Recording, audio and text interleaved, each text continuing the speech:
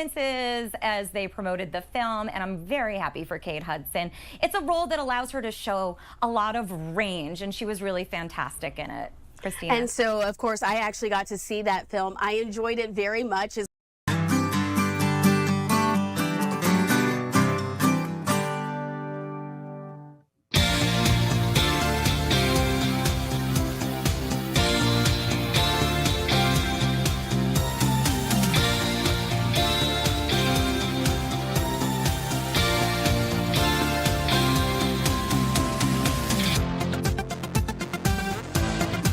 Welcome to the afternoon shift. It is Thursday, January 22nd. I'm Adam Lorenz. And I'm Max Fuller. And it's been a very busy day here in Minneapolis, Max. Absolutely. Lots going on. Just a whole string. I mean, it's a busy year so far in the whole state of Minnesota. But yeah, particularly in Minneapolis, there's been a lot going on. That's right. 15 days after the death of Renee Good, Vice President J.D. Vance paid a visit to Minneapolis today. He met with ICE agents. He also delivered some remarks. We have some video of those remarks. Let's take a look at what the Vice President had to say. Good evening, everybody. How we doing? Good. So I want to thank the law enforcement officers behind me for being here. I'll answer a few questions, but I want to say just a few things at the outset, just about what I've learned today and what I'm trying to do here. You know, first of all, I want to give a shout out to the Annunciation school shooting families, because the last time I was in Minneapolis, it was, of course, to meet with some of those families. I understand that a couple of the students have made near miraculous recoveries, and just that was a very special moment for me to be invited into that community at a time of grief. And I hope that all of them know that though I didn't get to see them this particular time, I've been thinking about them and their families quite a bit. Now, to talk about what I am here to do, which is federal law enforcement, to enforce our immigration laws, I want to say just a few things. First of all, I wanted to meet with business leaders, with ICE officers, with local law enforcement to try to understand a little bit better what's going on so that we can tone down the temperature a little bit, reduce the chaos, but still allow us as a federal government to enforce the American people's immigration laws. That is the purpose of my visit. Now, this is step one or step two of that process. There's going to be a lot of work that follows through from here. I'm happy to talk about that, but I think I learned a few things that were very important. So number one of the things I learned is that the guys behind me are doing an incredible job, and frankly, a lot of the media is lying about the job that they do every single day.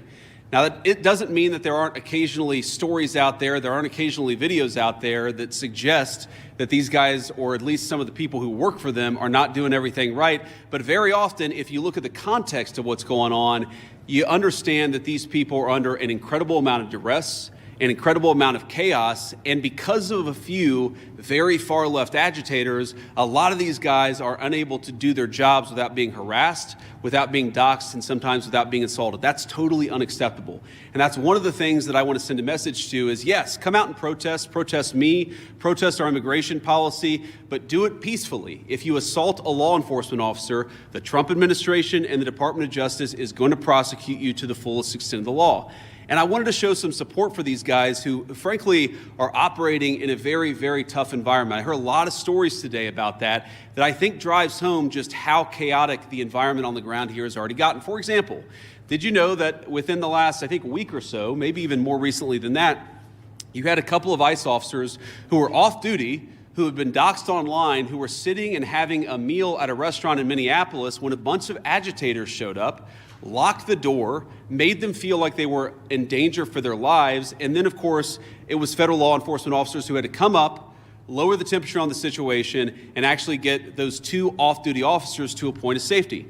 Now imagine, if you would, your life and your perspective on law enforcement if you can't even go to a restaurant without some agitators locking the door and making you feel like your life is in danger. That is the environment that has been created, I think, by a lot of very, frankly, far left people, but also by some of the state and local law enforcement officials who could do a much better job in cooperating and working. And by the way, I'm not talking about the cops, who these guys told me on the ground, the cops are very sympathetic to what they're dealing with. I'm talking about the state and local elected law enforcement officials who could do a lot better job in making their lives a little bit easier. And in the process, they would make the lives of all Minneapolis residents easier, and that's what we want. We want to be able to enforce the immigration laws on the one hand, while on the other hand, we want to make sure that people in Minneapolis are able to go about their day. And I want to say just one last point on this.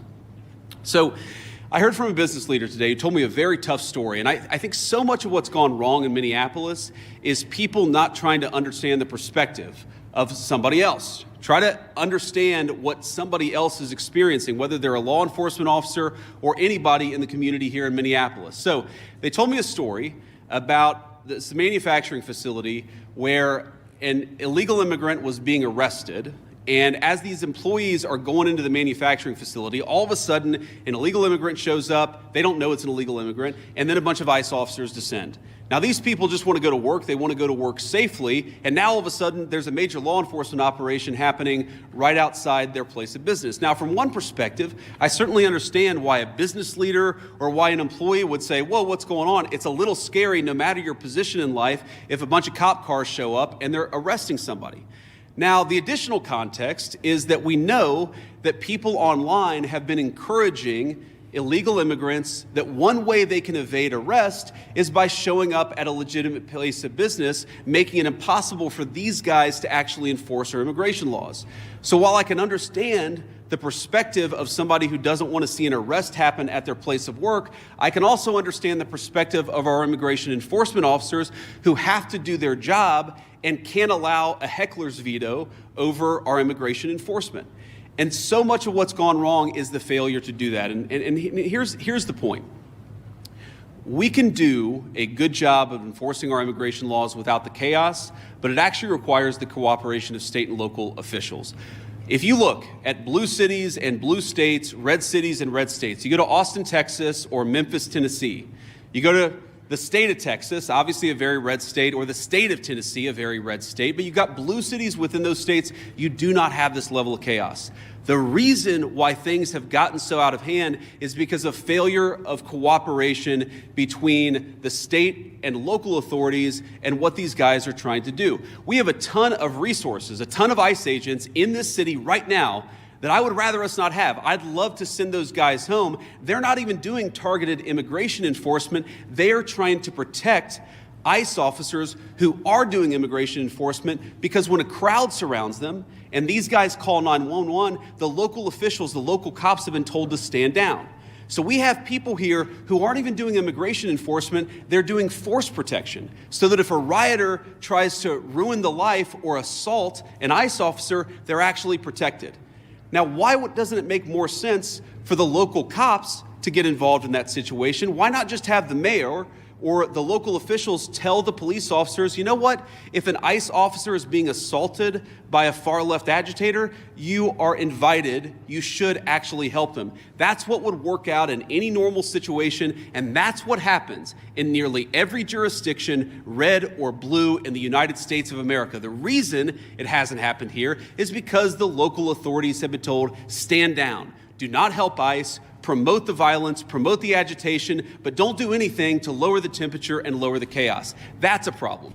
Here's another example of how the lack of cooperation between state and local officials makes it harder for us to do our job and turns up the temperature. Let's say, for example, we have a criminal migrant who is a sex offender. And let's say that we've got to go and arrest that person who, Democrat or Republican, wants a sex offender living in their community. I would assume, I would hope that most people don't. But because they're an illegal alien, we don't know their last address. We may have known their address 3 years ago, but we don't know their address now. What we'd like to do is talk to local officials and say, you know what, according to the Medicaid rules, where was the last address this person was domiciled? Or according to a SNAP application, a food stamps application, maybe that could give us insight to where this person is today. Or maybe they had some local court trouble. We could go to the local courthouse or even the local jail and try to find where this criminal sex offender is today. The local authorities have been told, do not cooperate. So these guys are trying to go out and enforce the law. They're trying to arrest sex offenders, but they're trying to do it in an environment where local officials have been told, do not help them, do not provide intelligence about where these sex offenders might be. This is disgraceful.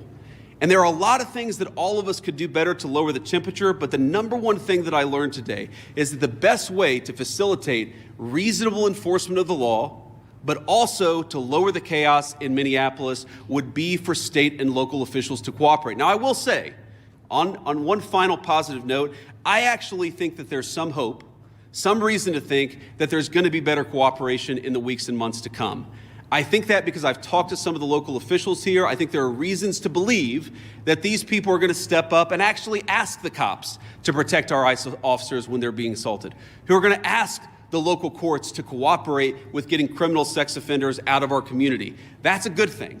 That's the good news, and that's something I'm going to work on when I get back to Washington. But please, if you're a local official, if you're the mayor of this town, if you have any influence over those people, just tell them to cooperate. Because we could have immigration enforcement operate as smoothly and without the chaos that we see in Austin, Texas, or Memphis, Tennessee, or even rural parts of the state of Minnesota. All we need is a little cooperation. I guarantee you, we're going to do the best to be professional, to respect people's rights, to not do anything that we don't have to do in order to enforce immigration laws, but it would make our lives a lot easier, it would make our officers a lot safer, and it would make Minneapolis much less chaotic if we had a little bit of cooperation from the state and local officials. That was Vice President J.D. Vance in Minneapolis just a couple hours ago, addressing the media, talking about ICE's presence here in the Twin Cities. Yeah, my ears certainly perked up at the end there when he said in the weeks and months. He did say that. To come, so it doesn't seem like this is something that's going to be ending on anytime soon, unfortunately. Yes, yeah, the Vice President, that was a little bit of news that he broke there, saying in the weeks and months to come, trying to have cooperation between ICE and local officials. So we'll see what becomes of this. It doesn't necessarily look like Stuff too, but obviously that's what's happening right now, and so it's the most important thing. It's at the top of everybody's mind, and unfortunately, it doesn't look like it's going anywhere. Yes. Another ICE-related big piece of news that happened today.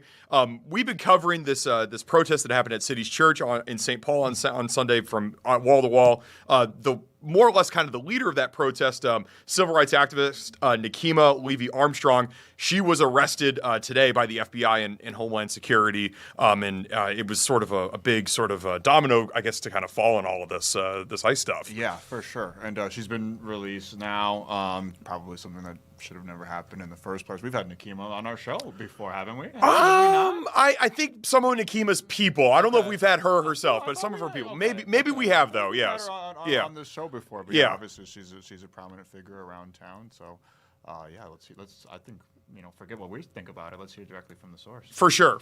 I think we'll go to commercial break. When we come back, we're going to be bringing you a press conference that took place about Nikema's arrest earlier today. Her attorney spoke. Her husband also spoke. We'll have all of that for you right after this break. Don't go anywhere.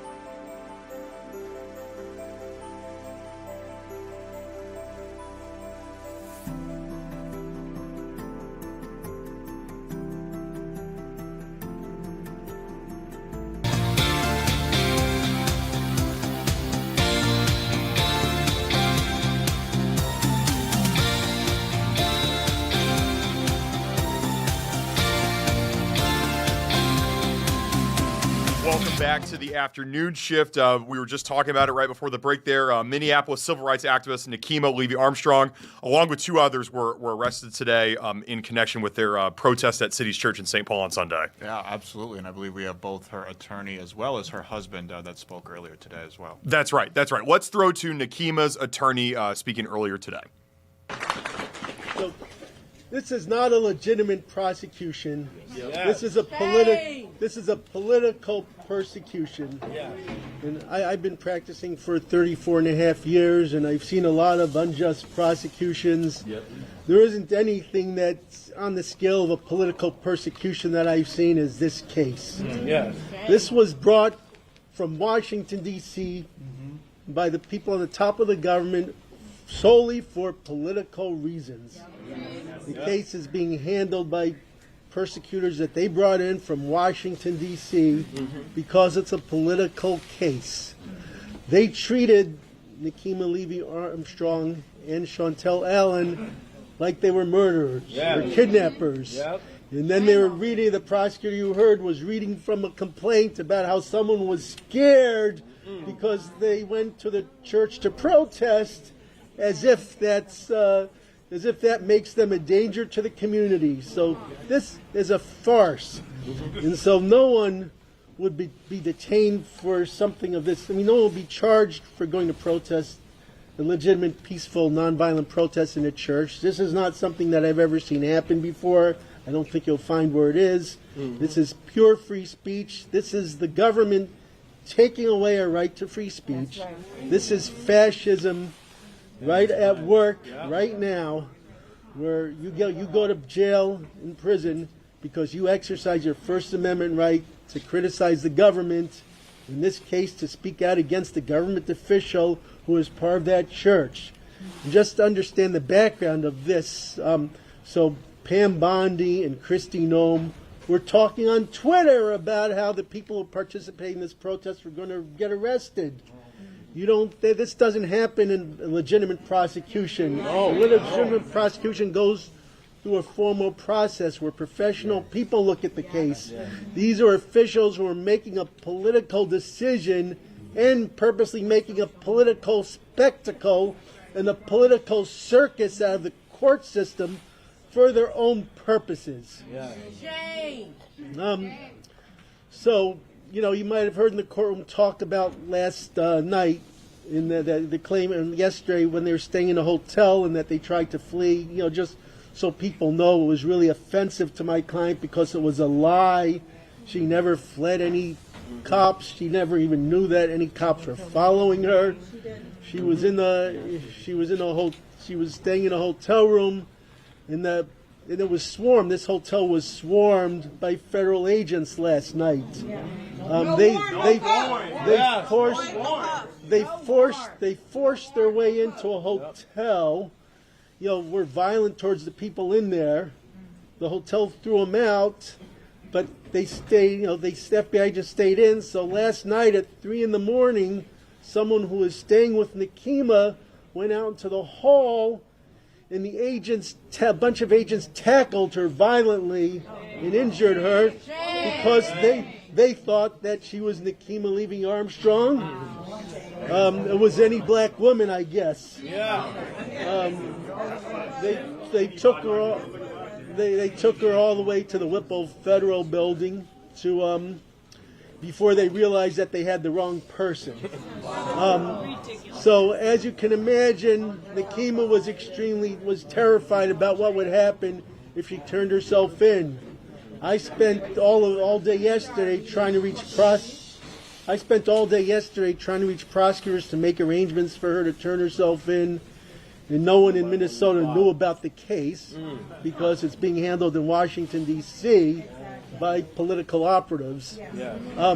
But in the morning, legal team of us were at the hotel trying to arrange for her to just turn herself in at the federal court, which people can usually do if they're wanted on a criminal warrant. So we called the agents, and then they had Dan Rosen, the Trump-appointed U.S. attorney, Trump stooge, contact me, and I presented my proposal for her to go to the courthouse in 20 minutes and peacefully turn herself in. He said, "Oh, that's totally acceptable. Let me just get back to you in a few minutes after I figure out the logistics." Then he calls me back, 10 or 15 minutes later and says, "Oh no, she can't go on her own and turn herself in. She has to be arrested at the hotel room."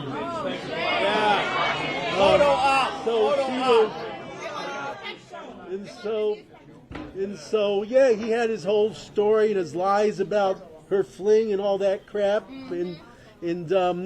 but yeah, he was ordered by Washington not to do the reasonable thing. So eventually, these ICE agents came up or Homeland Security agents came up to the room where Nekima was staying, and they arrested her. And one of the arresting agents was filming the arrest on his cell phone. And he was like, why are you filming this? He goes, "Well, I was just ordered to do it. It's going to be private. It's just, part of the procedure I was ordered to follow."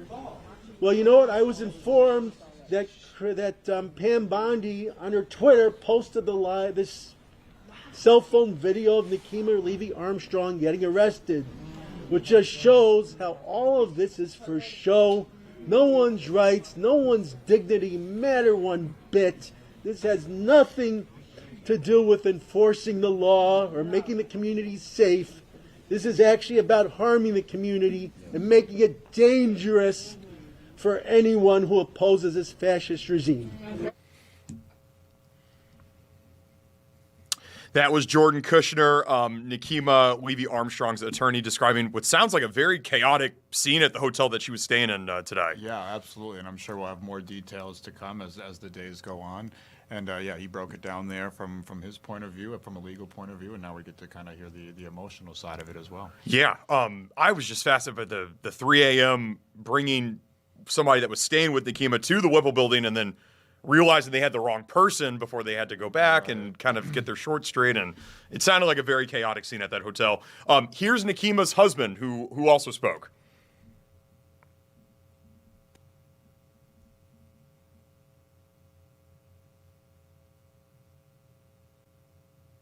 Look, first and foremost, I cannot speak without giving an honor to the Almighty God. Yes, Lord. For showing up and showing out.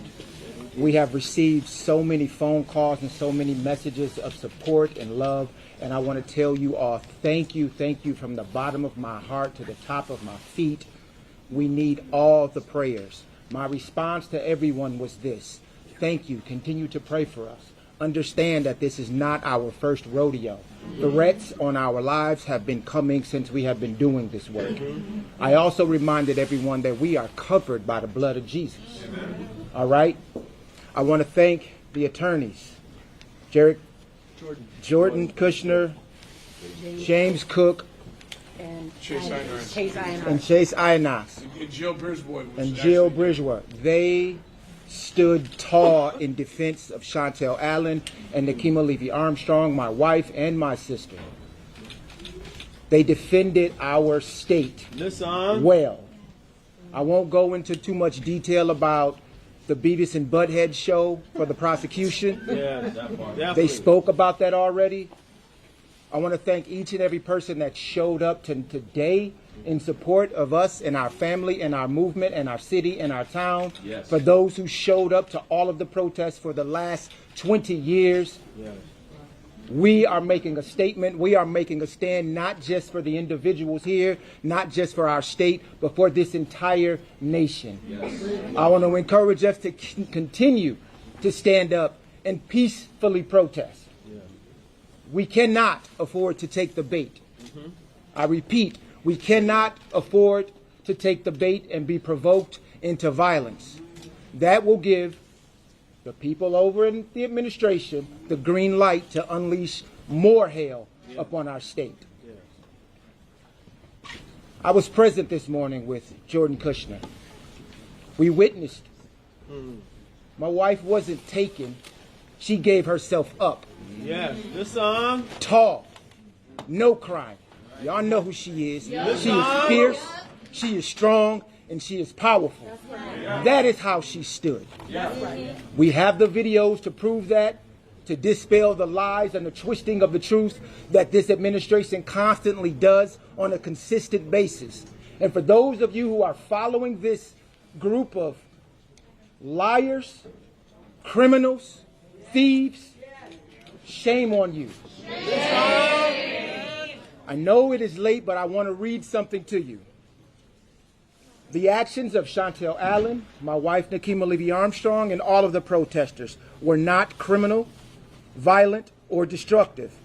They did not harm any person or animal, damage property, or incite chaos. Their conduct remained nonviolent, verbal, restrained, which matters both morally and legally.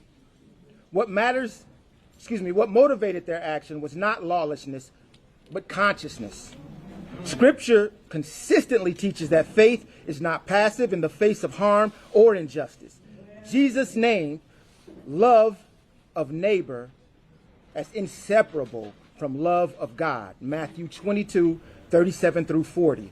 And he defines neighbor broadly, especially those who are vulnerable, displaced, or harmed by systems of power, Luke 10:25-37. To raise moral questions inside of a church about leadership, witness, and alignment with the gospel is not a crime. It is a part of a long biblical tradition. The prophets confronted kings. Jesus confronted temple's authorities. The apostles spoke truth even when it was unwelcome. None of these acts were rooted in violence. They were rooted in moral responsibility. The protesters acted out of the same duty, a duty to love their neighbor, a duty to protect the vulnerable, a duty to speak when silence would be complicit. Nonviolent protest, especially when grounded in faith and consciousness, is a form of civic and moral engagement, not criminal intent. To confuse discomfort with disorder or disruption with danger is to misunderstand both scripture and democratic freedom. Faith that never questions power, never challenges contradictions, and never risks discomfort is not faith modeled by Jesus. Love, according to scripture, is not merely sentimental. It is active, courageous, and accountable. Seen in this light, the protesters' actions were not acts of criminality, but acts of faith concern carried out in love of neighbor and obedience to consciousness. Thank you for listening. All power to the people. That was Marcus Armstrong, the husband of Nakima Levy-Armstrong, talking about the arrest of his wife earlier today. Yeah, obviously very powerful emotions fresh off of that, and I thought it was important that we heard from him and heard from the attorney as well, because this is obviously going to be an ongoing situation, and Nakima is an important figure in not only the state, but especially Minneapolis and the community around here. Absolutely. And like you mentioned, it has been reported that she has been since released. We don't know what sort of charges she will maybe face, but she has been released since earlier today when she was brought in. So I would assume that we'll hear from her directly very yes, soon as well. Absolutely. We're going to go to break. One thing that's kind of probably been flying under the radar with this whole ICE thing is what happens to the pets of people that are detained by ICE. And frankly, I don't know the answer to it. I don't know either, but Yeah. obviously, like these things have huge ripple effects that even affect our furry friends as well. That's right. Carrie Openshaw, she's with the Bond Between. It's a nonprofit helping to build bonds between humans and animals. She's got some answers for us, and we'll be joined by her next. Don't go anywhere.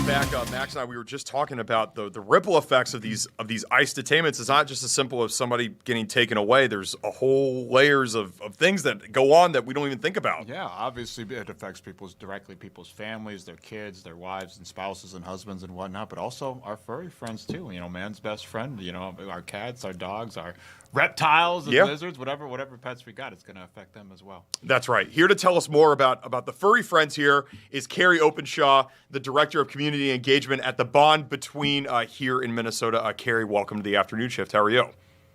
Thanks for having me on. I'm good. Thank you. Can you tell what happens to these pets that get of people that do get detained by ICE? Yeah, I mean, there's a couple different pathways. Obviously, if somebody's only detained temporarily, we just want to make sure pets are kept safe until they can reclaim them. And we do have a respite program for anybody that is experiencing, a midterm kind of detention, up to 90 days of care through our respite program. So the end goal is always to make sure that pets can get back with their people. But for some people, when they're deported, they can't take their pets with them where they're going. And in those cases, we hope to support people through the surrender process. And there's a lot that goes into that, but we've seen amazing stories coming out of the community of people who are rallying together to take care of their neighbors' pets or their family's pets and, find solutions. And they've been working with us on those. It's been great. Carrie, yeah, you touched on it a little bit there, but could you kind of dive into a little bit more what that reunification process looks like? Is it only if someone's able to come home, like if they're in another country or somewhere, are you able to get their pet back to them, or what does that reunification process sort of look like? Yeah, our respite program, we put animals into foster homes. We're a foster-based rescue, so we don't have a large animal holding facility the way, some other shelters do. And so we rely on foster homes to provide the day-to-day care for the animals, which is really nice for the animals, actually, because they're in that same home environment that they're used to. We just keep in touch with pet owners and we try to work with them. A lot of times they're working with a caseworker or somebody who's trying to help them, find housing, get through legal programs or whatever they need to get back on their feet. And we just keep in touch with them. And then as soon as they're able to take their animal back, we have used volunteers to transport animals. We'll work with people to meet them where they're at, and whatever resources we can provide to make the reunion possible, we will. Carrie, when did you first realize that this was a problem? Because frankly, this is not something that even crossed my brain until I understood that we were going to have you on the show today. Yeah, and actually, it was a couple years ago. We had a really good volunteer of ours who was from another country and had to go back because her visa expired, her work visa expired, and she had a pet she had adopted from us. And we had long conversations about what that looked like and whether she'd be able to come back and what it took to bring a pet into another country. And every place has different rules about what it takes to bring animals across borders. A lot of health certificates and paperwork and vetting that has to be done. Even just across state lines in this country. And so it's important to have that safety plan and to figure it out. And just today, we had a group of veterinarians who have been banding together to support people who are struggling with what's going on with ICE. And they had pets that they wanted to ready just in case they did need to leave the country. And so one of the vets brought cats on behalf of the people to our Minneapolis facility, and we helped get some basic vetting done for them so that they could get those certificates of veterinary inspection in case they needed to cross borders again with their pets. So there is work that goes into it. I suggest everybody makes a safety plan if they think they're going to need it. Now, Carrie, obviously, this is a tragic situation, but one of the silver linings has been people showing up to help their fellow Minnesotans. So I'm sure there's people out there watching right now that are hearing these stories from you and want to know more. Like how can they help? How can a regular person help? Oh my gosh, in so many ways. Everybody can do something. And for starters, fostering is great. If you can open your home to a pet, that helps us say yes, because we're not a shelter. We can't keep taking on animals unless we have a place to put them. And so fosters are kind of our mainstay. We also have a pet food shelf, which I'm at right now in Minneapolis. We serve about 2,000 families a month who have pet food insecurity and need food and supplies. And a lot of those clients are afraid to leave their homes right now, understandably. And so so I'm amazed at the number of people who have come on behalf of their neighbors, their school children's classmates, parents, and show up and tell us what you need. Show up and tell us that you are helping somebody who's sheltering in place, and we will give you the food, the pet food, and the pet supplies that you need. And then, of course, if you can't do those things, volunteering at our facilities. We have people who do laundry and sort donations, and I mean, any number of things, whatever you're capable of doing, we can put you to work. And then monetary. I mean, a lot of what we do costs money. Our facilities cost money. And so, any level of support really does go back into the community. Carrie, those are all great ways for people in the community to get involved. Where can they learn more about the Bond Between? Yeah, thebondbetween.org has everything. There's a community engagement section that really details resources for people, everything from what to do if you find a pet, and what next steps are to, do a stray hold and get in touch with us and all of those things. Our pet food shelf information is on there. Respite pet application is on there. So whatever people need, they should be able to find on our website. Yeah. Thanks, Carrie. We really appreciate all the work that you guys are doing at the Bond Between, and we appreciate you, taking some time out of your busy schedule to join the show today. Thanks for having me. Thank you. Yeah, again, that's just something I just didn't really think of when I thought of this whole ICE thing until it got brought up today, and now I can see it's a huge thing. It is a huge concern for people that have pets. Absolutely, and we're just seeing over the last couple of weeks just all the different ripple effects that it has, not just the people who are directly being detained by ICE and being profiled by ICE, but we've seen it's affecting crops, it's affecting the economy, it's affecting people's pets, their psychological health, their emotional health. It's having all types of ripple effects that, I mean, like we just talked about, when JD Vance talking earlier, weeks and months that this is going to continue. It's going to take weeks and months even after ICE leaves for everybody to kind of start healing and progressing forward with this stuff. So it's super unfortunate, but luckily we have people like Carrie and the good people at the Bond Between to help out. For sure. I know one big part of this healing process, and we haven't really touched on it on the show today, but tomorrow's a huge day here in the Twin Cities. They're billing it as ICE Out Friday. They're encouraging people to not go to work, not go to school, don't shop, don't really do anything except for just take a day for healing and march and protest and that sort of thing. Yeah, and it's super important, and there's just a growing list of businesses that are joining in, want to show their solidarity, and I know a lot of people are planning to show their solidarity in a variety of different ways as well, whether it be showing up and protesting, which props to anybody that's going to be out there tomorrow in those brutal temperatures, or whether it's just being at home and sharing their resources, or going to get groceries for their neighbors, or possibly helping out at an organization like the Bond Between. People are helping out in all different kinds of ways. Pretty much everybody in my life I know is doing some type of thing for their fellow Minnesotans. So it is a really cool thing. And if you got the ability to,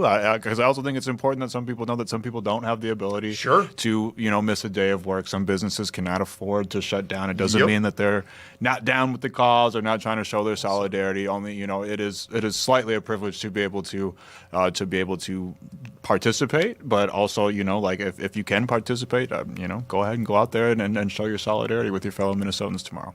That's really well said.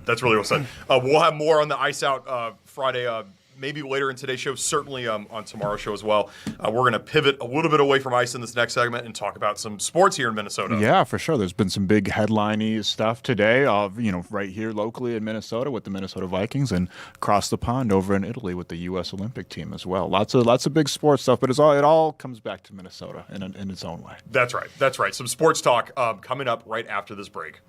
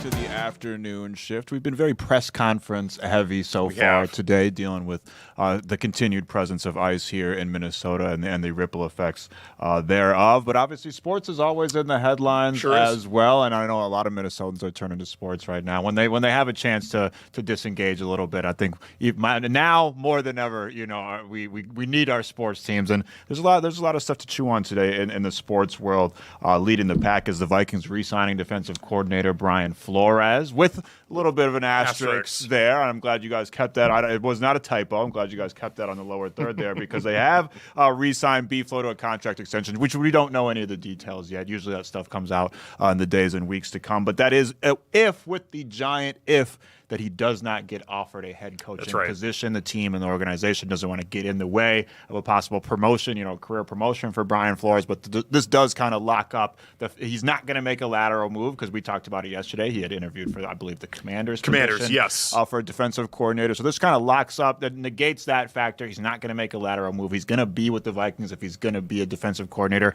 but he is still in play for the Ravens job and the Steelers job as well. And obviously, hypothetically, we haven't heard his name floated around, but he could be available for the Cardinals or possibly the Buffalo Bills, who have an opening all of a sudden, who I'm sure a guy like John Harbaugh is probably like, damn, I should have just waited a couple more days. I was, you got that nice Italian dinner in Jersey. Yeah, I think he's okay. Yeah. I think he's okay.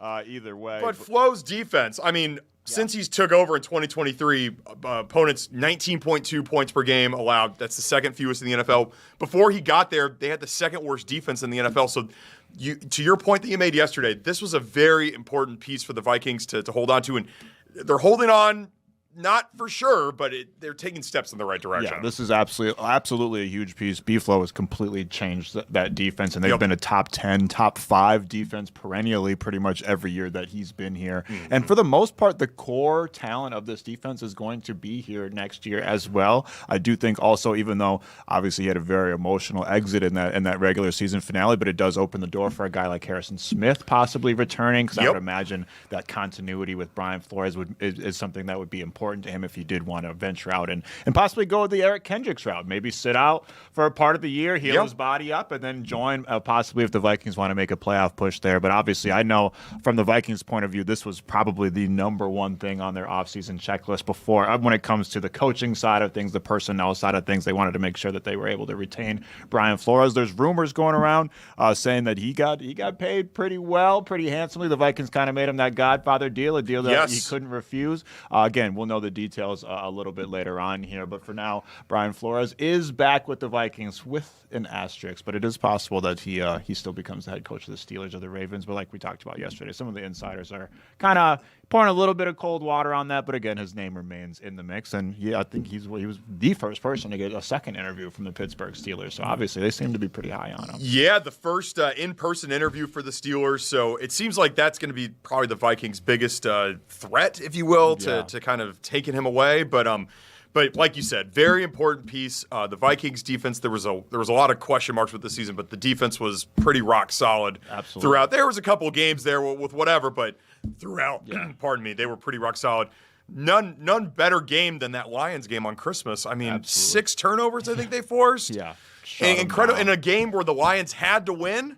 So they were desperate. They were desperate to win. They had to win the game. And so the Vikings defense just absolutely embarrassed Jared Goff and that Lions offense. So, and that's obviously there was a lot of injury. I don't want to make excuses. The Vikings defense didn't play up to standard in the first half of the season, first at least handful of games of the season. But there was a lot of injuries. They were dealing with a lot of injuries. Once Cashman and Andrew Van Ginkel and a lot of those guys were able to come back into the fold, they were the defense that we expected them to be, and that's a huge part of the reason that they were able to rattle off 5 straight wins at the end of the season and just barely missed the playoffs. So I know all those guys on defense, they seem like they're ready to ride with B-Flow all the time at any given moment. So I bet a lot of those guys are really, if not all of those guys, are really happy to see Brian Flores back in tow, because I know KOC and Kwesi Adolfo-Mensah and the Will family got to be super excited to see him back in tow if he doesn't get offered a head coaching position as well. For sure. I know another person that's kind of been at the top of Vikings' minds is Jordan Addison. Not really for all the right reasons. Got arrested last week in Florida. The charges later got dropped, but still kind of weird. And if it was an isolated incident in the first time we saw Jordan Addison and this involved in this kind of shenanigans, you might just shake your head and go, well, that was weird, and then move on. But obviously, we've seen his name multiple times in these kind of incidents. So if you're the Vikings front office, it'd be hard not to at least have a conversation about whether it's worth it or not. He's got his 5th-year option this year, so you don't have to give him that fat paycheck that he's earned. He's one of the best, if not the best, number 2 wide receiver in the league. I think the Vikings have one of the best, if not the best, 1-2 punch in terms of wide receivers in the league. But obviously, that's a lot of money to dole out just on the offense. So I would imagine that they're going to try to hang on to him here, but there's lots of rumors floating around. I know a few years back there was that prominent rumor that people still can't seem to let go, that the 49ers were interested in Justin Jefferson. And obviously, if you're the Vikings, you answer the call respectfully, you let them finish the sentence, and you promptly hang up the phone because there's no universe that you should even be entertaining trying to trade Justin Jefferson. But now there's new rumors that the 49ers are back interested trying to poach another Vikings receiver, which is Jordan Addison, which does seem to be a little bit more believable considering the context of his legal issues and the way he's just kind of, I think he got suspended at the beginning of a game in that London game, first quarter against the Browns, yes. Because of he was late to a team thing. He was out possibly, allegedly in a British rap music video. He's hanging out with you after the afternoon shift. Yeah, exactly. Yeah. It just seems like the guy hasn't really been putting himself in the most favorable situations. His decision making has a right to be questioned. So that seems a little bit more palpable and possible. But again, if you're the Vikings, you have no reason to have to do this right now unless you're really just that low on Jordan Addison's off-field behavior. Again, if this is a different caliber of player, I think he would be off the team by now. But he's a really good player, and I don't know if it's fortunate or unfortunate, but that's just how the game goes. You get treated differently when you play at a certain level, and he's playing at a certain level, so the Vikings are probably going to give him a little bit more grace than they would give, any old guy. So I'm hoping to see Jordan Addison back on the team because clearly he's one of J.J. McCarthy's favorite targets. We saw that in the offseason. We saw that when they were able to be on the field at the same time, which wasn't a whole lot this season, but they seem to have built a connection over last summer, and hopefully they get to continue that connection. Any type of continuity offensively is going to help the quarterback situation. So I say hopefully Jordan Addison comes back, gives it one more run, and then if you can't figure out something from there money-wise, then that's the time to maybe answer the call from the 49ers. Yeah, and SF is saying goodbye to Brandon Ayuk there, so they need another wide receiver. So the Niners do make a lot of sense there with Jordan Addison. And I know a lot of people are interested in a different kind of Niners-Vikings swap. A lot of people are throwing around the name Mac Jones as a possible guy to bring into the fold. He is a very serviceable backup. He beat the Rams in LA this year, and I think the Vikings probably need to bring in a little competition. I think that's got to be, after re-signing Brian Flores, I would imagine that's number 2 on their list. Besides, obviously knocking out the NFL draft pick out of the park there, I would imagine that's the number 2 thing, is bring in a veteran quarterback. Keyword veteran quarterback. Yes. To, if nothing else, just bring some stability to that QB room. If not for possible competition for J.J. McCarthy in the summertime. And Mac Jones, I believe, is a free agent, so there wouldn't need to be any trading or any financial figuring out there. They could just call him up and he could possibly join the team. So it's interesting, no doubt. And the NFL season, it never ends. It never really ends. The NFL, they've perfected the art of constantly being in the headlines, constantly being in the news. And look at us, we're still talking about the Minnesota Vikings, even though they were eliminated 3 weeks ago. That's right. Another person we're talking about is St. Paul native Lindsey Vonn. 41 years old. This is going to be her 5th Olympics. She just made the roster. It was just announced either earlier today or yesterday. It's a big deal for Lindsey. This is absolutely a huge deal, and obviously she kind of threw her name back in the hat. This is now, and nobody thought that Lindsey Vonn wasn't going to make the roster, but now it's official, like a referee with the whistle. She was retired for 6 years. 6 years. Didn't compete in the last Olympic Games because I think she had an ACL injury, and again, she was retired retired, but then I think it was last year she came out of retirement. She's already back in the mix at the top of the, on the top of the finishes there and all across the skiing events across the world. So I think everybody kind of was wondering, is she going to make her comeback? Is she going to make her Olympic comeback? And now we got Lindsey Vonn back. And this is not just a boost. I remember it was like a day or two after she announced that she was going to make her return to the Olympics. There were headlines saying that Lindsey Vonn alone was going to boost viewership. And this is not just a big deal for Minnesotans. She's one of the most notable Olympians of the last 2 decades, really, and one of the most accomplished and decorated skiers, men or women, of all time. So we are witnessing an all-time great making a near impossible comeback after the injuries and the retirement. So it's going to be a sight to be, a sight for sore eyes and a sight to be seen. I can't wait to see her get back on the slopes for sure. You said she retired 6 years ago. That would make her retiring at age 35. You ready to retire at age 35? I wish. Yeah, I'd be 4 years away. I would be ready to retire. Well, I'm 32. I'd be ready to retire at age 33 if I could. If I could be like Lindsey, that would be awesome. I'd find ways to fill my time. But clearly, when you're an all-time great, you have that ache in your soul and your spirit. You're like, she's probably sitting back watching the Olympics a couple years ago. I can still do that. Yes. I can still beat them. And she's going to go out there and prove it. In less than a month, we're right around the corner from it. Right around the corner. So we're also right around the corner. Both the Wolves and the Wild are home tonight. The Wolves playing the Bulls, the Wild playing the Red Wings. Nationally televised game for the Wild there against the Red Wings. Hopefully both these teams can get back in the winning column. They both lost their previous games. Sure. It's a Midwest affair, both right. sides. That's I guess I don't know if Michigan really considers themselves Midwest. Oh, yes. But It's still for sure. Detroit is Midwest. It's still absolutely the Yes, Midwest. For sure. Timberwolves really need a win here. They've lost 3 straight. Again, we're midway through the season. We're right around the corner from the NBA All-Star break. It's not like they're in desperation mode, but you lost 3 straight, and all of a sudden we were talking about them possibly being the 2nd seed a couple of weeks ago. They're in the 7th slot right now. They'd be in the play-in if the playoffs started today. So you got to stack wins against the Chicago Bulls of the world, especially when you're at home and you're bleeding out right now. You got to stop the bleeding, get back into your winning ways, get back in the win column. And the Minnesota Wild back home. It feels like they've rarely been home over the last couple of months, really. Right before Hockey Day, Minnesota. I know the Iowa Wild are in action right here in the state of Minnesota tonight, and Hockey Day, Minnesota festivities going on all throughout the weekend up until Saturday, which is the big game. I believe it's in Hastings this year. But the Minnesota Wild giving us some early Hockey Day action against the Detroit Red Wings at Grand Casino Arena. I'm finally just getting used to calling it Grand Casino Arena. I don't think I've called it the X in a while. It's still going to take some getting used to. But the Red Wings, we talked about it a little bit yesterday. They're having a resurgence, and it's fun to just kind of have Detroit back in the mix. This was for all 4 core teams, they were perennially, as when we were growing up, always in the mix. Like aside from the Lions, but the Tigers were kind of always good. The Red Wings were always in the mix. I mean, like this is. We're seeing a resurgence in Detroit sports, and obviously the Detroit Pistons won the NBA Finals in 2003. They're having a good season. They're the number 1 seed in the Eastern Conference right now. The Red Wings, number 2 in the Atlantic Division. Lions kind of fell a little bit short there. And the Tigers they were one of the surprise teams of the year. They were. Until they weren't. Yes. But so Detroit sports kind of having a resurgence here, but we want to curb that resurgence just a little bit, at least for the night.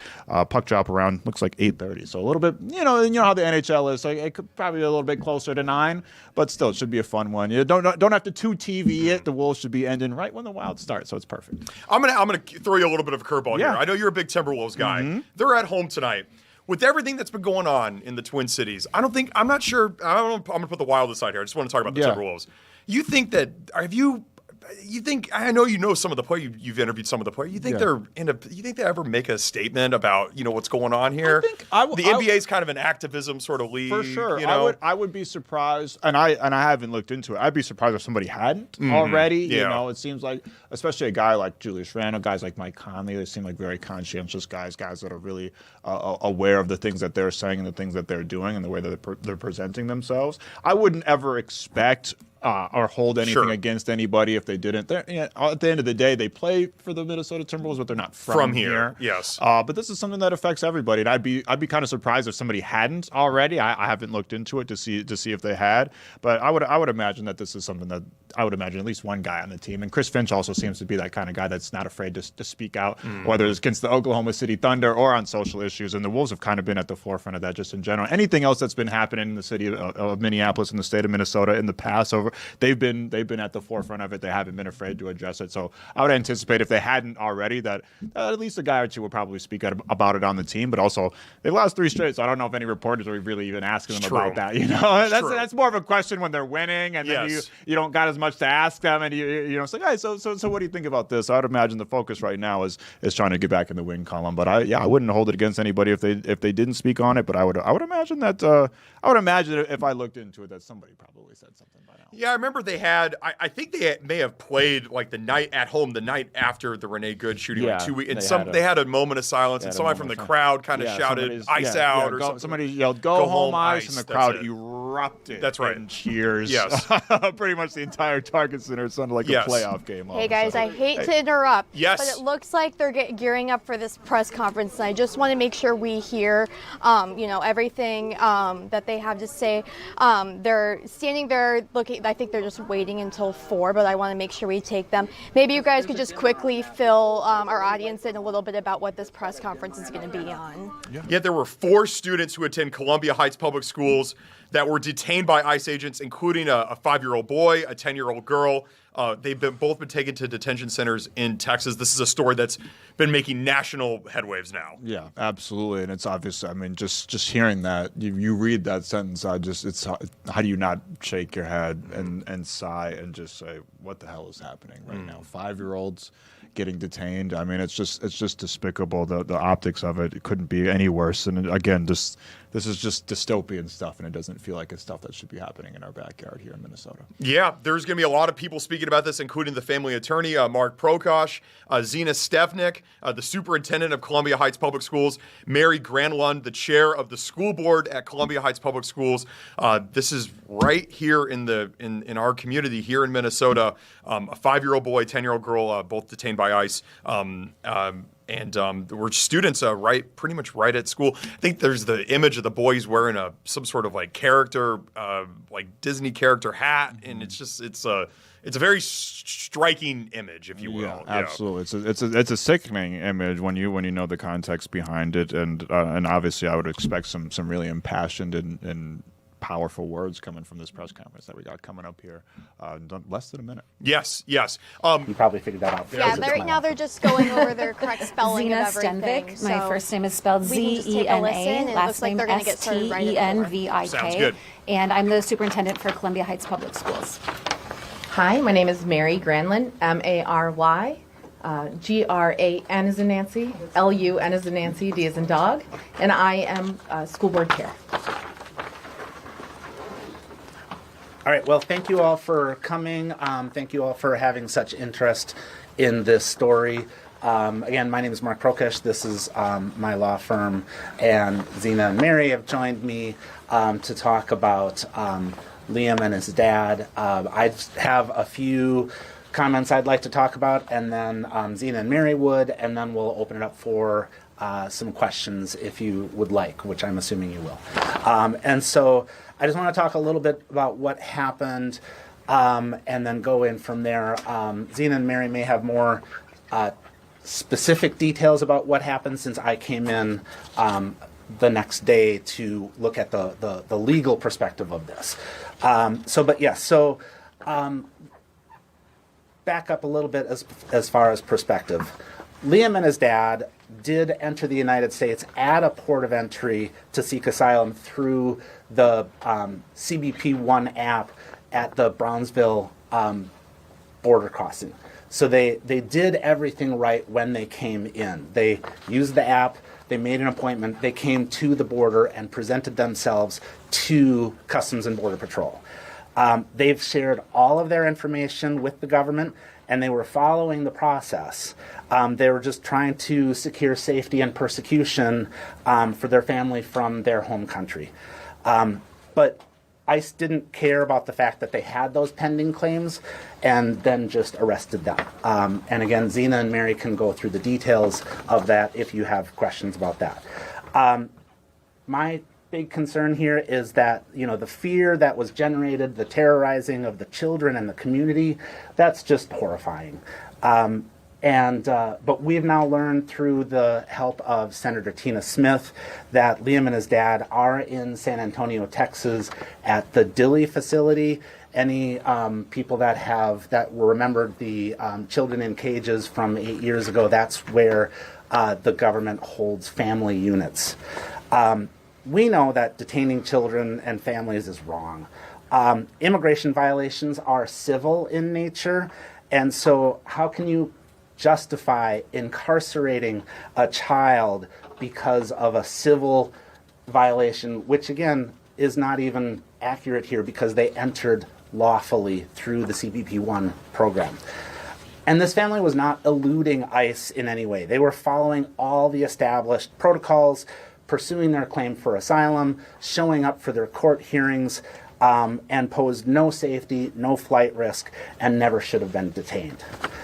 A couple of things also that we'd like to make known. According to the Wall Street Journal, officers are being rewarded for making arrests, even if the immigrants are later released. So this is reprehensible. This is basically giving ICE officers that ability to just go pick anybody up because then they get their little bonus. So for years, we've been speaking out about the inhumane practice of detaining families seeking asylum.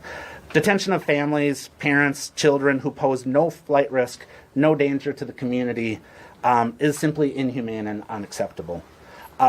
Family detention is harmful to children and their families. It inflicts mental health trauma, subjects people to inadequate medical care, and prevents them from accessing legal counsel. That's why they were flown down to Texas. Our laws are clear. If you express a fear of returning to your home country, you have the right to a credible fear screening, and if you pass the credible fear screening, you have a right to pursue your asylum claim before an immigration judge. And that's where we are at. We are in the process of pursuing our asylum claim. Being detained, it impedes their ability to work with their attorneys. It makes it more difficult to obtain the evidence that they need to support their claim, and finding expert witnesses and all of that help to support their claim. And lastly, just a couple of things about the ICE enforcement that we've been seeing in Minneapolis. Law enforcement operations, they must prioritize public safety and respect for civil rights. This rapid buildup of enforcement it's clearly sacrificed proper training, and there are diminished standards for the work being done. Putting armed personnel in the field with insufficient preparation, it just raises the likelihood that things are going to go badly. So we're urging lawmakers and agencies to review those policies governing enforcement actions. We must be avoiding targeting or endangering ordinary residents, immigrants, our friends, our neighbors. And we've seen what happens now. There have been multiple violent encounters, including these federal agents, and in multiple cities, and that's just not acceptable. And finally, we do recognize the need for immigration enforcement, but it must be measured, accountable, proportional, not endanger communities, and lawful. And with that. Thank you. Good afternoon. My name is Zena Stenvik, Superintendent for Columbia Heights Public Schools. A little bit about Columbia Heights Public Schools. We educate and care about all of our students. Our top priority is the safety of our students, staff, and their families. Our mission is to create worlds of opportunity for each and every learner where all belong and all succeed. Our focus is on educating our children, not politics.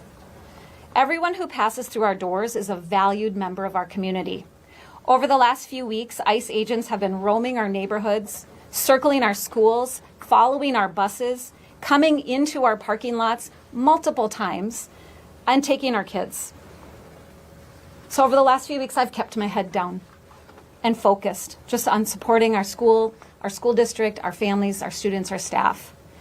But as of this week, 4 of our students have been apprehended and taken away by masked and armed ICE agents with no identifying badges. So we decided it was time to speak up and share what's actually going on. The onslaught of ICE activity in our community is inducing trauma and is taking a toll on our children, taking a toll on our families, our staff, our community members. This surge has changed nearly everything about our daily lives. It's clear to me that there are multiple paths immigrants take legally to live and work in the United States, such as sponsorship, seeking asylum, refugee status, or temporary work permit, among others. You're the expert. The young boy Liam and his father, who were taken yesterday, have the documentation. I saw it with my own eyes when I visited the home. With that, I'll turn it over to Chair Granlund. Thank you. Hi, thank you all so much for being here. My name is Mary Grandlin, and I serve as the school board chair for Columbia Heights Public Schools. Our city is known as a city of peace and was named an All-American City in 2016. We are a small working class community. I've lived there for almost 20 years, and it's a pretty great place to live. And our children should not continue to be surrounded by masked agents brandishing large guns in our neighborhoods and at their bus stops. We want to thank our community and the staff for all of the extra time and energy they've been dedicating to our impacted students and their families on top of their everyday duties. We're lucky to live in a place where the community has wrapped their collective arms around our neighbors. From elected officials to clergy to teachers to community leaders to moms and dads and uncles and aunts and big brothers and big sisters and our local police department and first responders. Everybody has worked really hard to continue to make Columbia Heights as safe as it can be during this time. But we've also learned who keeps us safe, we keep us safe. The sense of safety in our community and around our schools is shaken, and our hearts are shattered. And honestly, at the end of the day, children should be in school with their classmates. And we want to focus on the purpose of educating our children. That is why we are here. That is why I was elected. Our schools and communities must be safe places for children and families to thrive. And we need a diplomatic pathway out of this situation. And we are seeking a peaceful resolution, and we need your help. Because at the end of the day, we have whistles, and they have guns. Thank you. We'll take time for some questions now, and if you can, ask who you're directing the questions to. Again, Mark, Mary, Zena, so that we can each respond appropriately. Mark, can I ask you a couple of things? One is, I wanted to just put in your ear, I don't know if you heard this, what J.D. Vance said and the way he described what happened with this family. He said that he went and looked up and researched what happened. He said, what I found was that a 5-year-old was not arrested, that his dad was an illegal alien, and then they went to arrest his illegal alien father, and the father ran. So the story is that ICE detained a 5-year-old. Well, what were they supposed to do? Are they supposed to let a 5-year-old child freeze to death? That's how he describes what happened. What do you think of that? Well, first of all, what I'll do is we'll tag team on this answer. So I will answer that. As I said, these are not illegal aliens. They came properly, they came legally and are pursuing a legal pathway. So that's just not accurate. As far as what actually happened, I'll turn it over to Mary. Yeah. So I was on my way to get my own children from school, and I heard the commotion and saw all the people. And as I got out of my car and came around the corner, I heard, "What are you doing? Don't take the child." His mom, like, there are people here that can take him. There was another adult who lived in the home that was there saying, "I will take the child. I will take the child."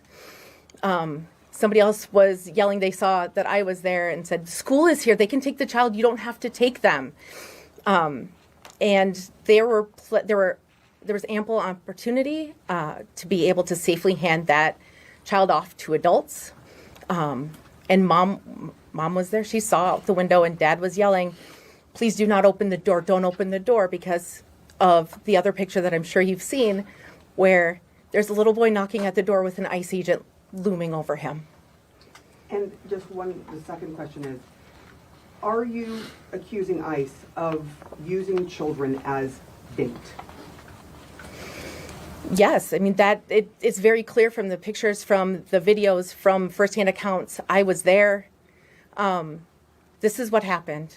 Can I say? Yeah. One thing we know to be true, because again, we've had 4 students taken, and at least one of our 17-year-old students who was taken, when she cracked open the door, the agents pushed their way in and then apprehended the child and whoever was else in the apartment. So it's been, unfortunately, over the last few weeks, pretty common knowledge about not opening doors because they're pushing their way in, or I'm sure you've all seen multiple examples of like not tearing down doors, which is something that we had happen in Columbia Heights today at a home of 5 of our children. For Mark, just to be clear, have you had any contact with the boy or his father since they were taken into custody? We've not had direct contact. We've had indirect contact. We've been trying to set up calls with the Dilley facility, but it's notorious to get that call time. So we're working on it, and we've had indirect contact. And just to clarify, were you working with this family on their asylum case before this incident, or were you just called in afterwards? I was just called in afterwards. I've been working on this for 36 hours. Mark, can you tell us whether the family, whether the father and son, do you know from the conversations you've had with Senator Smith or other, whether they're being held together or if they've been separated at the facility? I believe that they're being held together because that's the point of the Dilley facility. It's a family holding center. But I can't 100% confirm that. But I believe that they are together.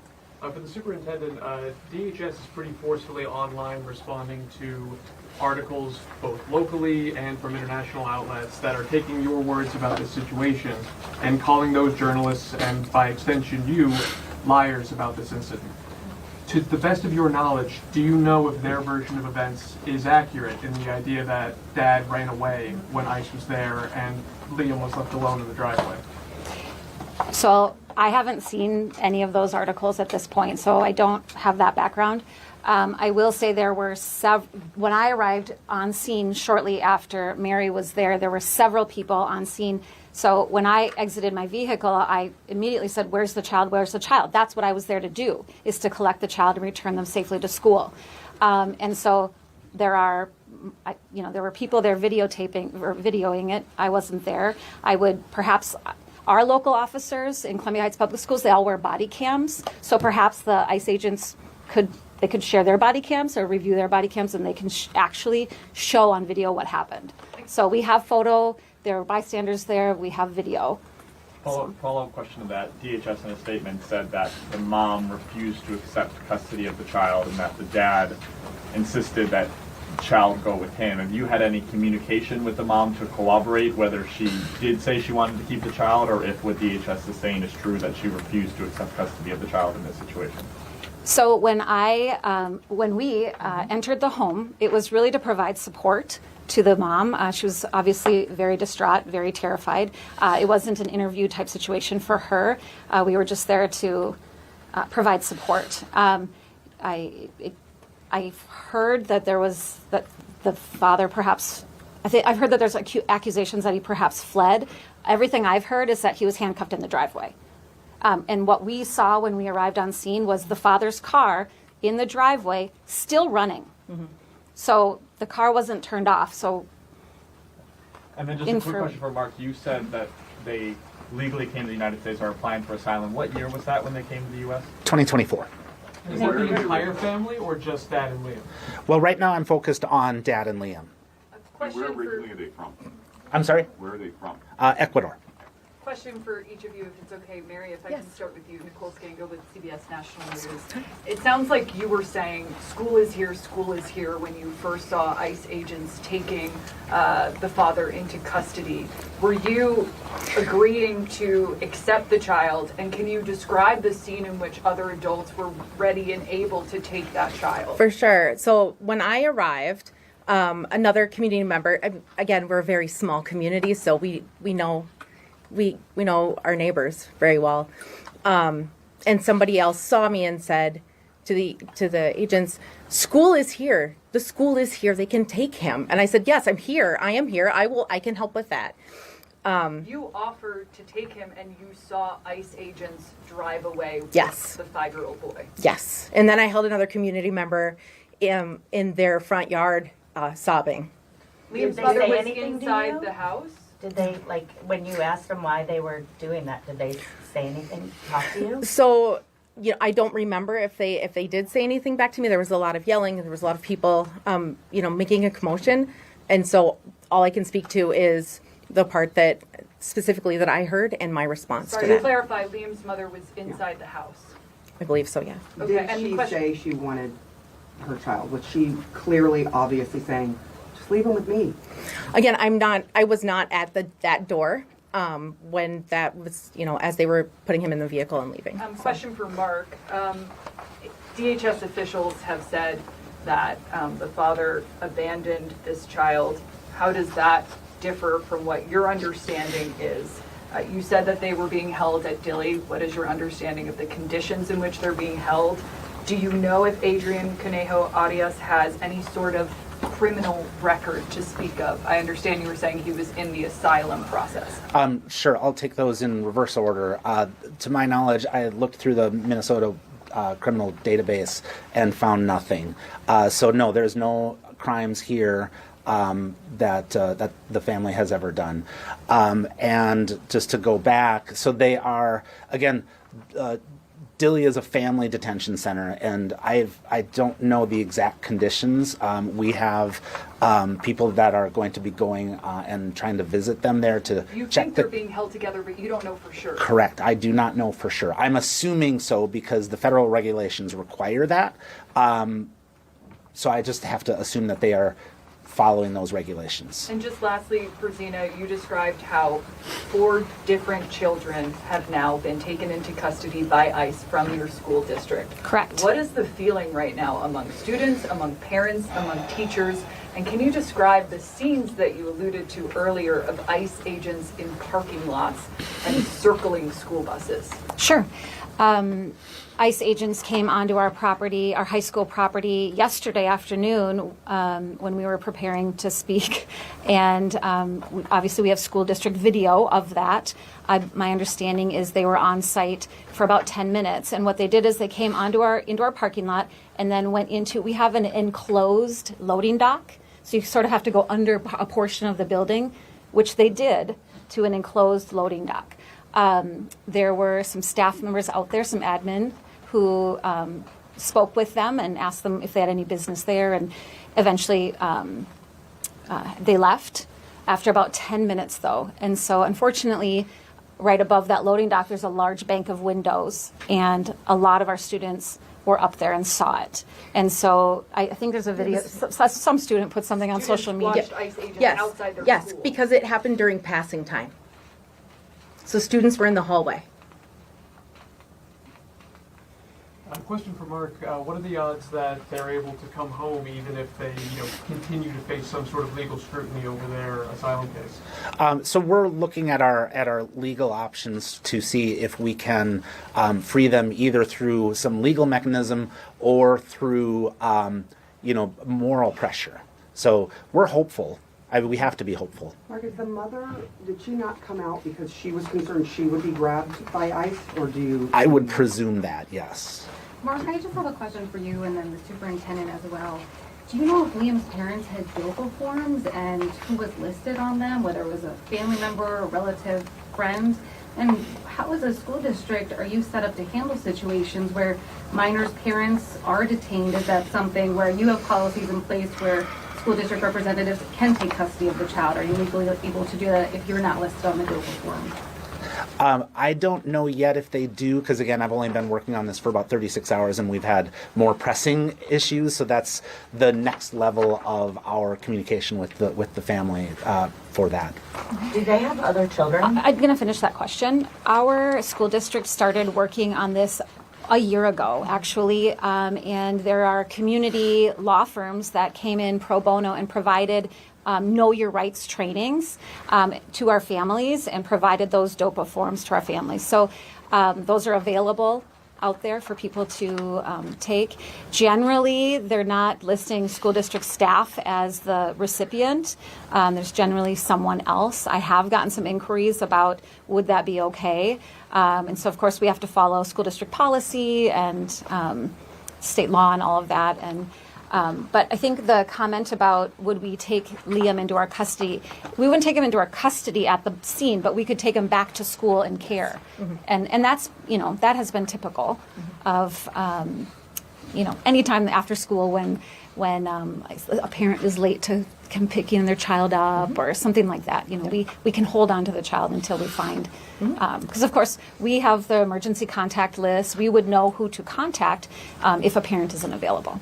Just for clarity, you have said that you believe that ICE is using children as bait. How so, and in what way are you saying that they were trying to use the child to get the mother to come out to take her into custody? And have you seen any other situations where they've used, allegedly used children as bait? I haven't seen any other situations in that case, but when I came on scene to assess the situation, that's the information that was relayed to me. If you watch the videos that are out there, there are 7, 8 agents all around. I would infer that the mother was probably fearful to open that door. And I've heard on the video the husband telling her to not open the door for fear. So the husband could see what was happening. He was right there. We all seen the photo of the agent there. So, yeah. But that's what you mean by using as bait, knocking on the door and trying to get the mother to come out? Correct. Do you have any knowledge if the family has any plans to go to Texas to see them or try to get in personal contact with them? At this point, not yet. Again, I'm focused on this urgent need of a 5-year-old in ICE custody. Right now, that's my focus. What do you want people to know about this family, about Liam? Well, we had the opportunity to talk to his preschool teacher yesterday, and she said he was just a wonderful child, a great student, that she and the classmates miss him. My quick, assessment of the family, when I walked in to the house, immediately to the left, there was a huge teddy bear and, lots of things available for children to play with, things that you would expect to see. So that really struck me and caught my eye when we walked in. Yeah. Can you tell us anything about the other 3 students who were apprehended? So I'm not releasing names. I don't have permission to release names. One was a 10-year-old child who was apprehended with her mother on their way to elementary school. She had been with us since she was in kindergarten and is now in 4th grade. So just imagine, think back to your kindergarten teacher, right? Kindergarten teachers love their children forever and ever. And so all of the teachers in that school were shattered. It was a very difficult day. And then it happened again and again and again. So the other 2, I mentioned the 17-year-old in the apartment, and then on the same day that Liam was taken, that morning, a 17-year-old boy was taken from his car on his way to school. The kids just want to come to school. They want to be in school. We want them in school. They want to be in-person learning. They thrive. They're happy in school. So like Mary said, it's a really nice community, tight-knit community. Yeah. Can you say more about that incident you were mentioning, busting down the door with 5 students? I don't have a lot of information. It happened today. And I can verify it because one of my principals went to the address to check on the family, that the door was broken down. I believe it might be a multi-family unit. And so when I looked up the address, I have 5 students currently residing at that address. The other 4 students detained, do you know what their status is, where they are, if they're still in custody, The other 3 students detained? I know that the 10-year-old was taken to Texas as well. I don't know which facility. And the 17-year-olds, I don't know. Mark, can you speak to the asylum request by this father and son? What were they fleeing in Ecuador? What were the circumstances based on your understanding? That I'm not willing to talk about because asylum claims are confidential. Do we know if Liam's mom is a U.S. citizen? I'm not sure I'm ready to talk about that either. Right now, I'm focused on getting Liam out of ICE custody, but thanks for the question. You speak to the fact that they're in Texas right now. How challenging does that make this for you versus if they were detained somewhere closer? And you alluded to this earlier, but why do you think ICE officials moved so quickly to transfer them to Texas? I just saw a report that just in Minnesota in the past few weeks, immigration lawyers have filed over 300 habeas petitions in the state of Minnesota.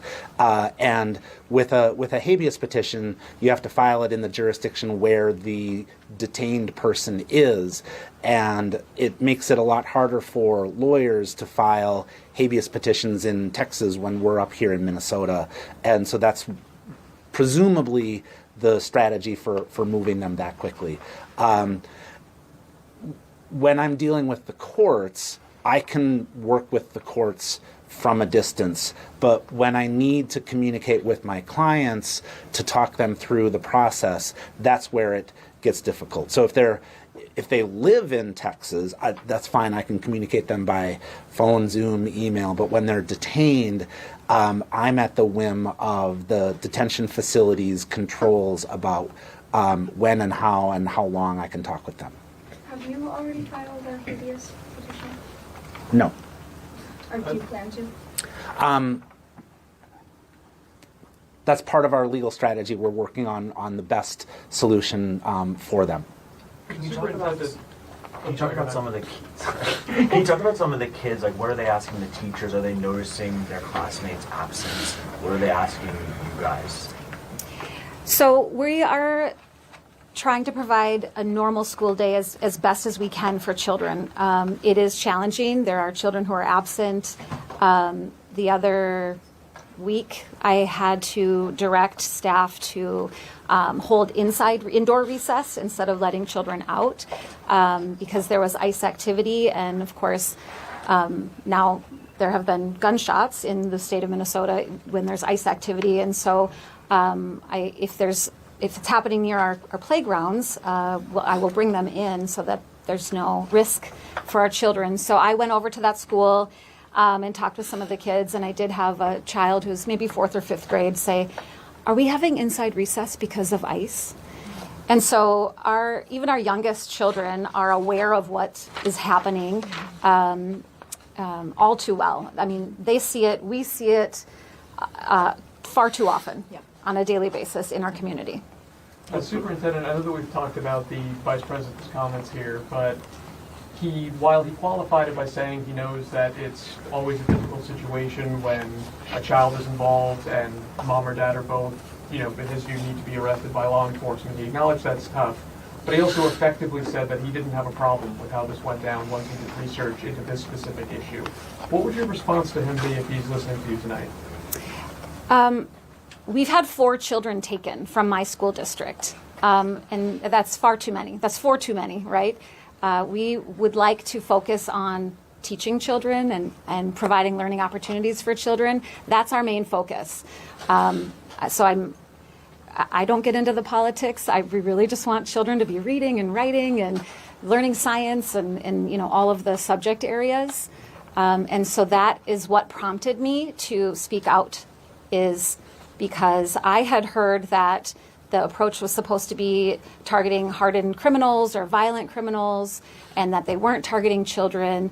But when I see them at bus stops and circling my schools, like up and down the street, I have seen it with my own eyes, the same people. In gear, in tactical gear. Yeah. So that's what prompted me to speak out. I mean, this isn't what I aim to do. I just aim to be taking care of our children, right? And I would like to be able to do that. And when children and their families and my staff are fearful, I'm telling you, it's really taking a toll. Have there been any clashes between, like, I drove past the school today and there are police everywhere. Have there been any clashes between local authorities and federal agents? Not to my no, knowledge. not- I don't not to represent my- the police department, Yeah. but not to my knowledge. Not that I've heard either. Yeah. Are you in touch with other school districts that are dealing with this? I mean, you're obviously the first to publicly acknowledge this, but what has that conversation been like? Yeah, actually, the superintendents here in the metro area and across the state of Minnesota are very close. We have a Minnesota Association of Superintendents organization that works together, and we definitely have these conversations. My understanding is that Senator Kunesh will be having a press conference on Tuesday at the state capitol and has invited school officials to be there. Superintendent, you talked about keeping kids inside during recess because of ICE activities. We've heard, parent patrols outside of schools. Can you talk a little bit about what's going on outside of your schools during arrival and dismissal times? Have you had to call in local law enforcement to help with that? And also earlier this month, the governor said that he was considering whether there should be a state presence at schools to help ensure students get to and from school. Is that something that you would want to see the state take action on? And I'll just say that'll be the last question. Thank you, Kristen. So I communicate regularly with our local law enforcement. They mentor and coach our basketball team. They have open gym with our students. They do cooking competitions with our students. So we're in regular communication, and they're very supportive. And at the same time, we understand what the line is, local police department versus federal immigration, right?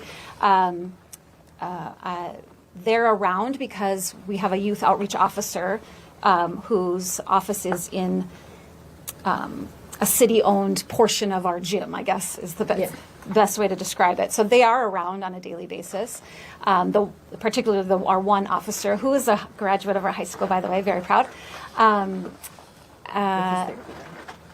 With his therapy dog. We do have parent volunteers who have, of their own accord, chosen to be more present at arrival and dismissal. We also have had a number of staff who, again, of their own choosing, have been more present at arrival and dismissal. And as for the governor's proposal? Last question. Yeah. Just in terms of the piece about earlier this month, the governor suggesting a state presence, is that something you would welcome? What I'm requesting is a peaceful resolution to the situation. So I'm not requesting state officials to come to the school district. I'm requesting that we find a peaceful resolution out of this situation. Diplomatic and peaceful. That's what I'm requesting. Thanks everybody for your interest, and I hope that you get this out so that everybody knows about this. But thanks again for coming.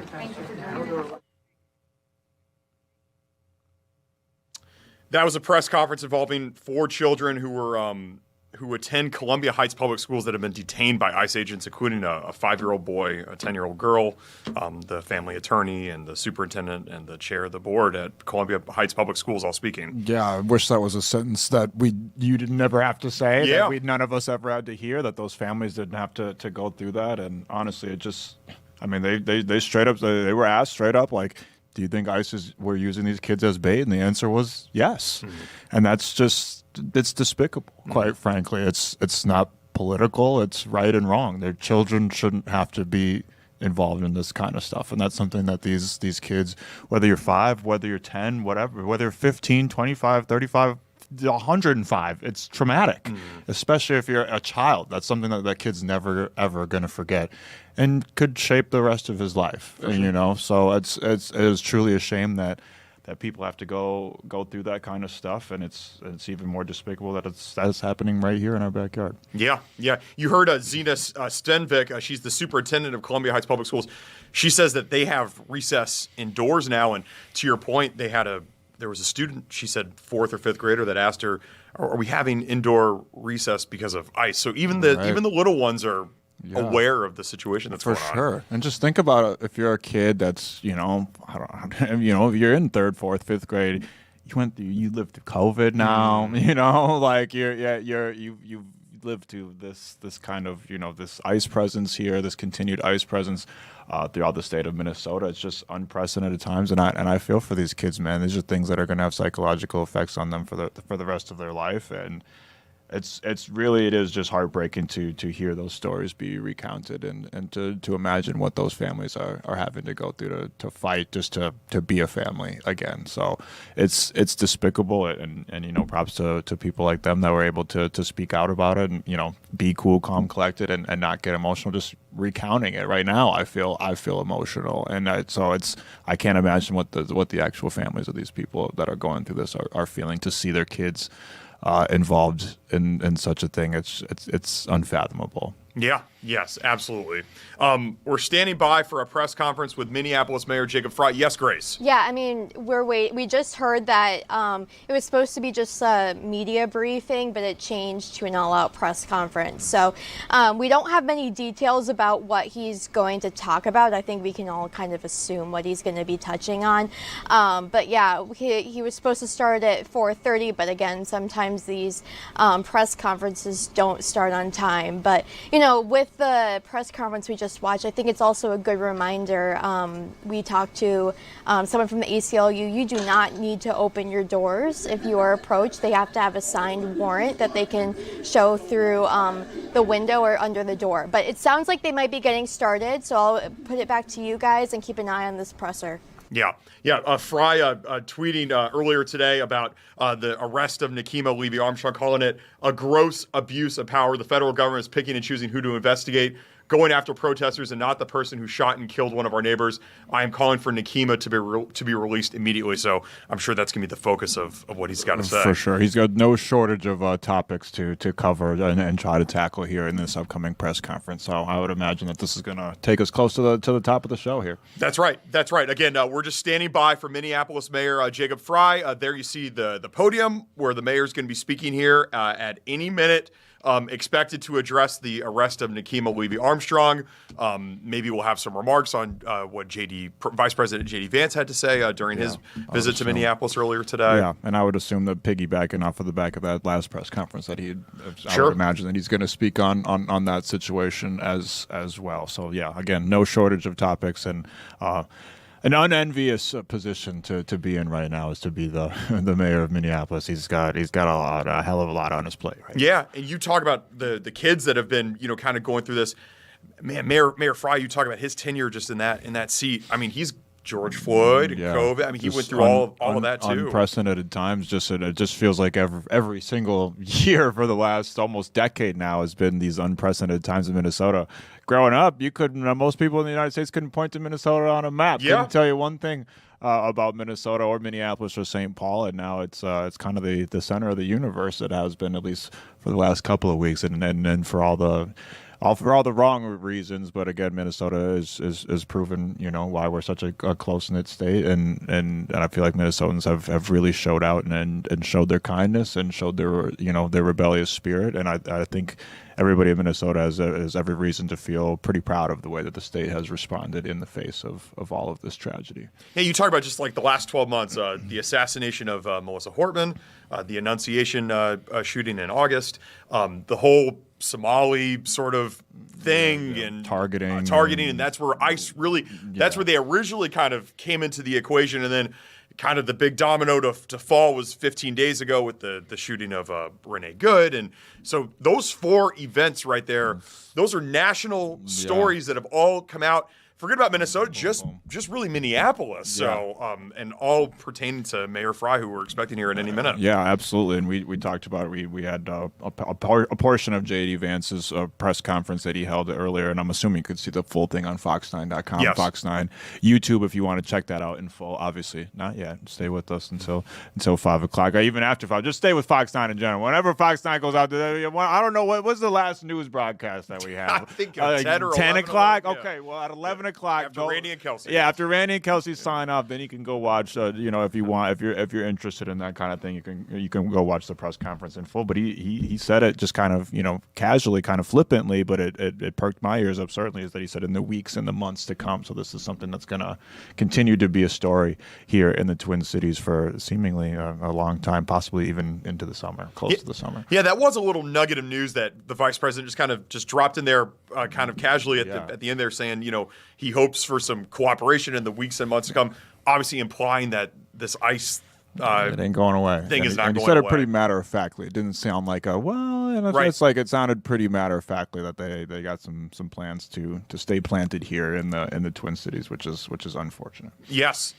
Again, we're just waiting for Mayor Jacob Fry to speak at any minute. We're sitting here on the podium. He's going to be coming to that podium any second now.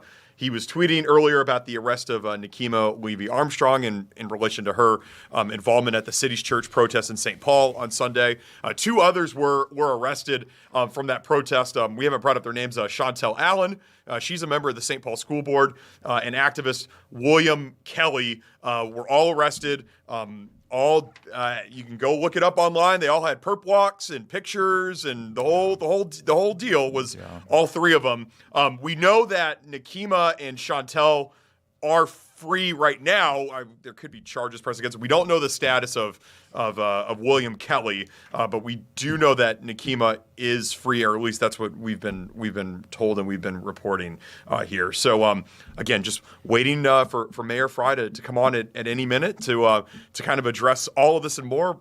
Like you said, Max, no shortage of potential conversations for him. Yes, Grace. Yeah, we can just sit on the podium for a second and we can regroup. Like I said, it was supposed to come on about 12 minutes ago, so we don't want to take a commercial break just in case he ends up coming on. But yeah, we'll sit on the podium just for a little bit and regroup. Yeah.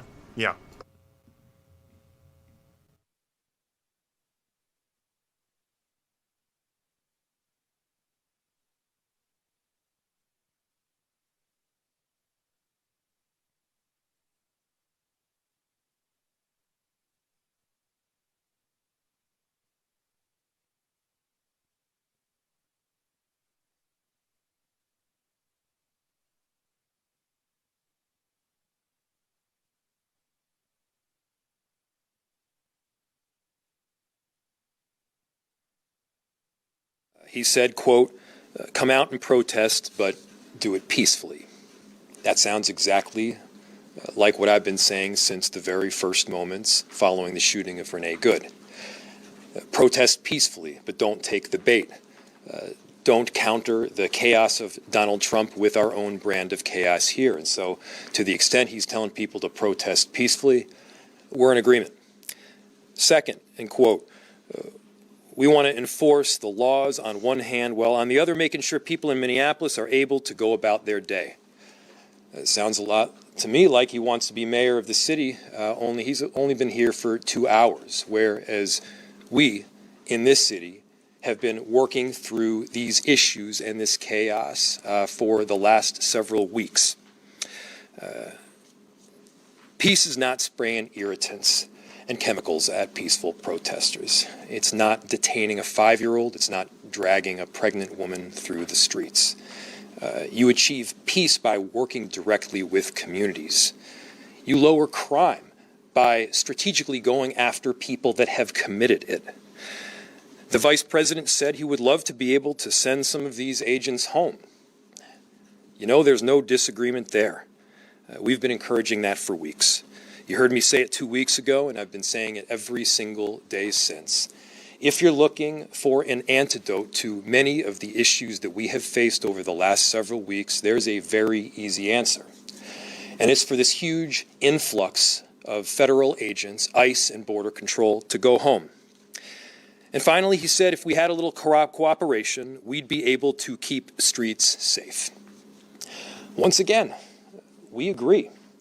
We have extensively worked with federal agencies under both Democratic and Republican administrations. We've worked with the DEA and the FBI. We've worked with the ATF and the U.S. Attorney's Office to successfully drive down crime in Minneapolis, and we've done so by strategically focusing on people that have actually committed serious and violent crimes. So what's changed? What's changed is the response that we're seeing. What's changed is that we have 3,000 plus ICE agents and Border Control that are on our streets without a clear plan. What's changed is we've got this huge influx of what feels like an occupation in a city in the upper Midwest. And what's changed is that they are arresting United States citizens. They are detaining people that have done nothing wrong. They're going after people exclusively based on the fact that they look like they're Somali or they look like they are Latino, and no reason beyond that. They've stopped law enforcement officers that are off duty. They've stopped fathers that are on their way just to drop off their kids. There are incredible people in our city that have come from a variety of different places around the country and around the globe, and they've made our city a better place. They're part of our family. We love them. We're proud to have them here. So I get that they've got a messaging challenge here, and it's predominantly because anybody can see with their own two eyes what's going on. You can't say with a straight face that pulling citizens off the street or going into a school is a targeted action when clearly it's not. Clearly, what we are seeing on our streets right now is discriminating only on the basis of race and largely indiscriminate thereafter. So yeah, in Minneapolis, we want to solve crime. We want to arrest murderers. Let's do it. Let's work together to drive down crime. Again, this is not that. We have had relationships with a number of federal administrations to successfully drive down crime. What we are seeing is this is more about political retaliation. This is more about tragically terrorizing people than it is about safety, than it is even about immigration. So, the job of law enforcement is to keep the peace, to keep Americans safe, and that is literally what I signed up to do and what the federal government signed up to do as well, and I urge that they do exactly that. With that, I'll answer any questions you might have. Very afraid. Earlier today, Vice President Vance, had said that you're not being cooperative. You had implied that there had been some order to prevent local police from responding to federal agents. Can you comment on that? Has any local official told police not to support agents? What Vice President J.D. Vance is saying is he's rhetorically asking what makes Minneapolis different. What makes Minneapolis different is that we have an influx of 3,000 federal agents on our street, and we're not the size of New York City or Los Angeles. What makes us different is we're seeing constitutional violations play out in real time. What makes us different is, yes, we do have residents that are beautifully standing up, supporting their neighbors, providing food, escorting them to their jobs, recording some of the unconstitutional acts that are taking place to make sure that some sunlight is added as a disinfectant to some of the chaos that is being caused. And to your question, we have a separation ordinance, which is widely publicized, is nothing new. We had one well before this operation started taking place, and that separation ordinance says that our police officers and public officials do not work with any federal agency around immigration enforcement work specifically. We do work with federal agencies to catch murderers. And so if they want to catch murderers, that's what we're for. And it doesn't matter if they're from Minneapolis, Chicago, Venezuela, Germany. It doesn't matter where the murderer is from. We're getting them because they're a murderer, not based on where they grew up. That's the way this should work in America. What our separation ordinance also says, and I say this to everybody throughout the city, is that we will not ask the question in Minneapolis as to whether a person is documented or not. Why? Because when you call 911, we want everybody to know that our first and primary concern is not your papers, but it's your safety. That's what we are focused on. Now, our police officers respond to any instance where they can help keep people safe. We have responded. We have arrested people. You've seen it. You can report it. Where safety has been compromised, our officers have stepped in to help. But I'll tell you exactly what I want our officers doing. We have 600 of them. They got limited time. I want them focusing their energies on investigating crime, on keeping people safe, on preventing carjackings and homicides. I don't want them spending time hunting down a guy, a dad, who has done nothing wrong, who just dropped his kids off at daycare, who's about to go work a 12-hour shift. That guy makes our city a better place. Mayor, your reaction to J.D. Vance saying that the military is not needed here in the state? Yeah, totally. So my reaction to J.D. Vance saying that the military is not needed in our state, yeah, wildly agree. Mayor Fry, what would improved communication with federal authorities look like to you? Well, so the question is, what would improved communication with federal authorities look like to me? Give me a call. You know, if J.D. Vance can feel free to reach out. We didn't get an invite, maybe unsurprisingly, to hang out while he was in town. We have done a whole lot of work through a number of different channels, including the channel of an email, to seek an audience to try to figure out how we can stop this from happening and how we can keep our city safe. Again, I want to be really clear here. There is a route forward if we're all willing to see it. If their goal is to keep Minneapolis safe from criminals that are doing bad things, we agree, regardless of where those criminals are from. We want to make sure that they are held accountable and that we're able to keep our city safe. And so there's broad agreement around that.